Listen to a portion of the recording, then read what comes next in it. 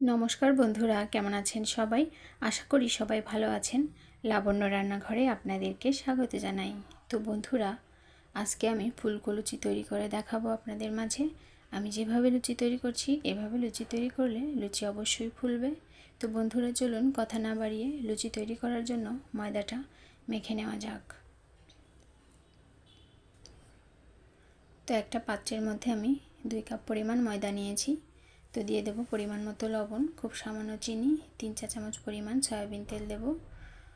তো শুকনো অবস্থায় ময়দাটা একটু মেখে নেব। তারপর অল্প অল্প করে জল দিয়ে ময়দাটা মাখতে হবে। একবারে অনেকটা জল দিলে কিন্তু ময়দা মাখাটা নরম হয়ে যেতে পারে।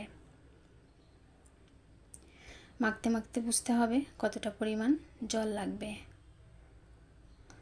তো এই তো বন্ধুরা, আমি ময়দাটা মেখে নিয়েছি। এখন উপর থেকে একটু তেল দিয়ে এরকমভাবে মেখে ঢাকা দিয়ে কিছু সময় রেখে দেব। কমপক্ষে আধা ঘন্টা যদি রাখা যায় তাহলে লুচিগুলো খুব ভালোভাবে ফোলে। তো বন্ধুরা, ফিরে আসছি আধা ঘন্টা পর। তো আমি একটু ময়দাটা দেখিয়ে দিলাম কতটা সফট হয়েছে। তো এখন আমি এরকম গোল গোল করে বলের মতো তৈরি করে নেব। তো এখন বেলে নেব।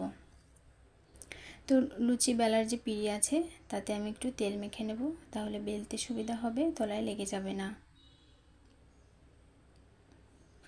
ময়দা মাখার সময় আমি কিন্তু কোনো রকম বেকিং পাউডার দেইনি, তবে আপনারা চাইলে বেকিং পাউডার দিতে পারেন। এভাবে করে সবগুলো লুচি আমি তৈরি করে নেব।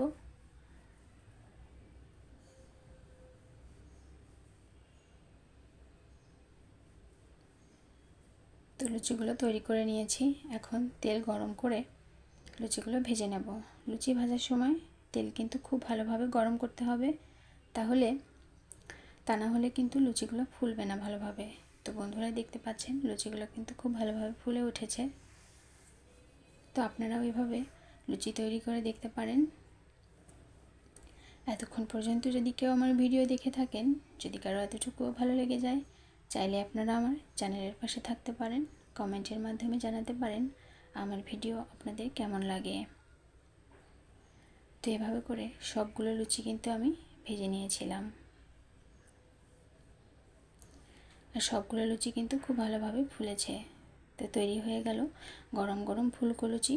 আজকের মতো এই পর্যন্তই। পরবর্তীতে আবার নতুন কোনো ভিডিও নিয়ে আপনাদের মাঝে আসব। সবাই ভালো থাকবেন, সুস্থ থাকবেন। ধন্যবাদ সবাইকে।